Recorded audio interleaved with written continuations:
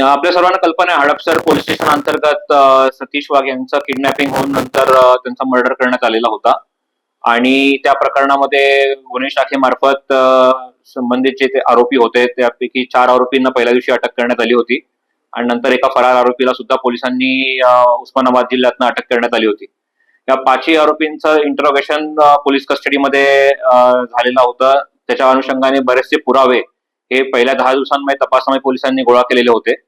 त्या केलेल्या पुरावे जे गोळा केले होते त्या पुरावे गोळा केलेल्या त्याच्या अनुषंगाने संबंधित जी महिला आहे सतीश वाघ यांची पत्नी यांचं काल डिटेल इंटरोगेशन पोलिसांनी केलं आणि त्या पुराव्याच्या अनुषंगाने त्यांना प्रश्नोत्तर विचारले आणि त्यांचं क्रॉस क्वेश्चनिंग त्या पुराव्यांच्या अनुषंगाने झाल्यावरती संबंधित ज्या महिला आहेत त्यांनी त्यांचा गुन्ह्यातील रोल जो आहे तो कबूल केलेला आहे आणि त्याच्यामध्ये प्रामुख्याने जे कारण या मर्डरच्या मागे आणि किडनॅपिंगच्या मागे जे दिसून येतं त्यामध्ये संबंधित महिलेला जो त्यांच्या नवऱ्याकडनं होणारा जो त्रास आहे ते एक कारण आहे. त्यांच्याकडनं होणारी जी मारहाण होती रोजच्या स्वरूपातली, आर्थिक व्यवहार सुद्धा आपल्या हातात यावेत या प्रकारचा सुद्धा त्यांच्या स्टेटमेंटमधनं आतापर्यंत निष्पन्न झालेलं आहे. त्याचा सुद्धा पुढे आता तपास आम्ही करू.